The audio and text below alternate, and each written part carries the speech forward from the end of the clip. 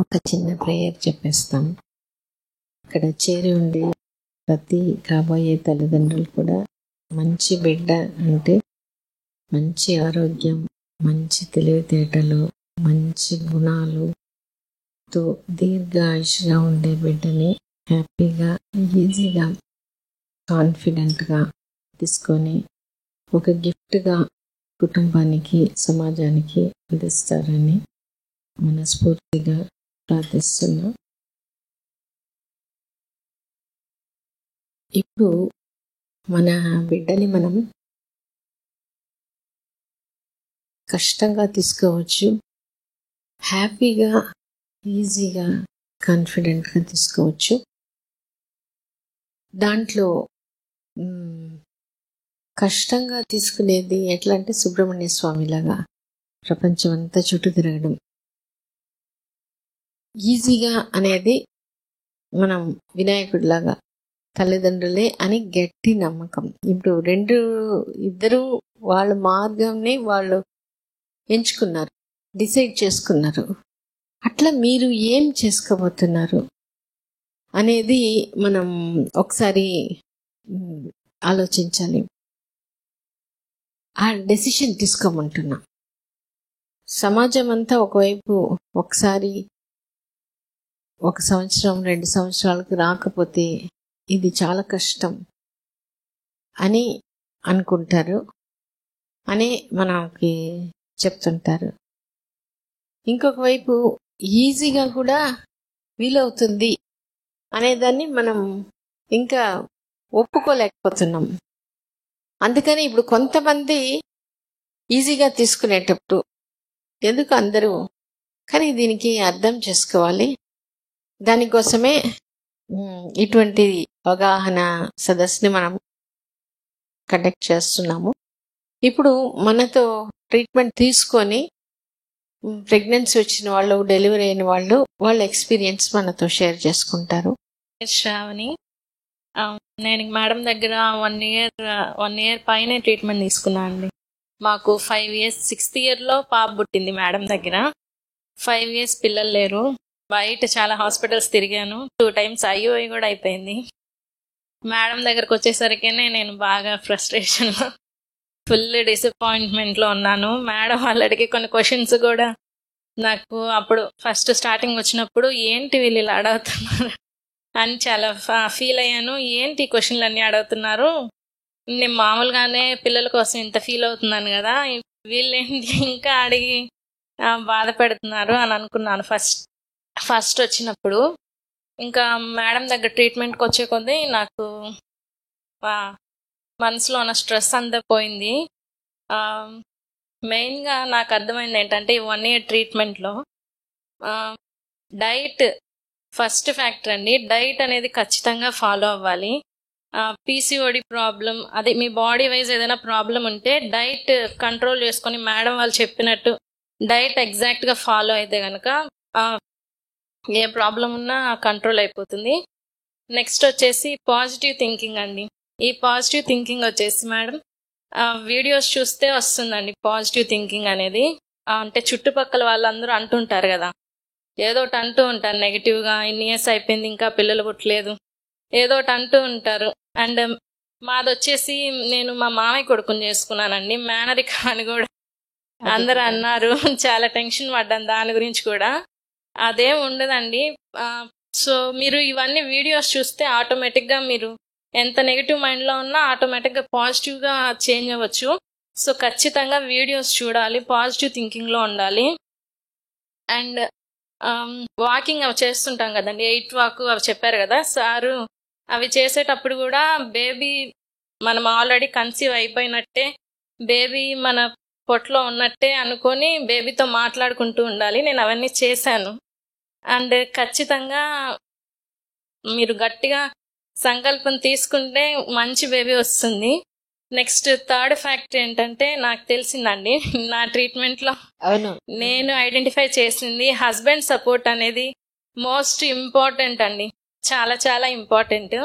అంటే ఈ హస్బెండ్స్ సరిగ్గా పట్టించుకోరు. అంటే వెళ్తున్నారు, హాస్పిటల్కి వస్తున్నారు, వీడియోస్ వాళ్ళనే కదా చూడమని, మనల్ని చూడమనలేదు కదా అనుకుంటారు. బట్ వీడియోస్ ఇద్దరు చూడాలండి. హస్బెండ్ సపోర్ట్ అనేది మోస్ట్ ఇంపార్టెంట్ అండి.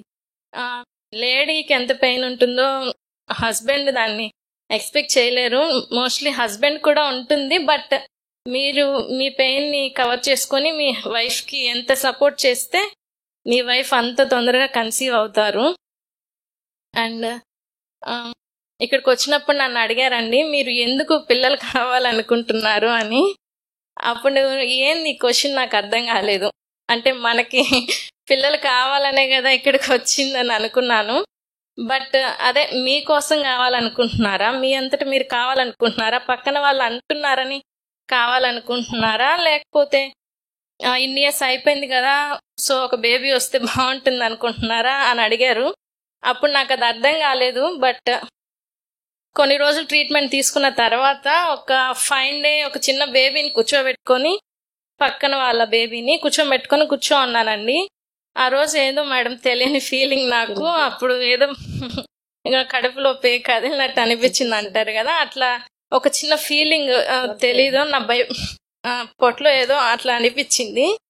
ఇంకా అప్పుడే గట్టిగా డెసిషన్ తీసుకున్నాను. 2020లో ఖచ్చితంగా నేను బేబీని తీసుకోవాలి అని డిసైడ్ అయిపోయాను. ఎట్టి పరిస్థితుల్లో బేబీ కావాలని డిసైడ్ అయిపోయాను. జాబ్ కూడా రిజిగ్నేషన్ ఇచ్చేసి, ఇంకా అప్పుడు ఫుల్ కోవిడ్ టైం అండి. అది కోవిడ్ టైమ్. మేడం వాళ్ళు ఆల్రెడీ చెప్పేశారు, మీ పీసీఓడి ప్రాబ్లం సాల్వ్ అయిపోయిందమ్మా, నీకు ఇంకా ట్రీట్మెంట్ ఏం అవసరం లేదు, యాక్చువల్గా ప్రెగ్నెన్సీ వచ్చేయాలి, బట్ ఇంకా రాలేదంటే నువ్వు ఇంకా ఏదో ఆలోచిస్తున్నావు అని చెప్పారు. నేను మా హస్బెండ్ సపోర్టివే అండి, బాగా సపోర్ట్ చేస్తారు. బట్ నాకంటే ఎక్కువ మా హస్బెండ్ ఫీల్ అవుతూ ఉంటారు. అంటే నా పెయిన్ని కూడా నేను చెప్పుకోలేను అనమాట. తనే నాకంటే ఎక్కువ ఫీల్ అవుతుంటే నేను దాంతో ఎలా షేర్ చేసుకోగలను చెప్పండి. అదొక్క ఎలిమెంటే ఉండిపోయింది నాలో అలాగా. తర్వాత కొన్ని డేస్కి మా హస్బెండ్లో కూడా చేంజ్ వచ్చింది.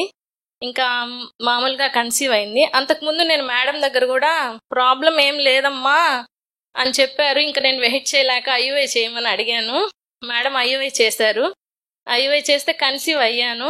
బట్ నాకేంటంటే నార్మల్గానే కన్సీవ్ అవ్వాలి అని గట్టిగా ఒక ఫీలింగ్ ఉండింది.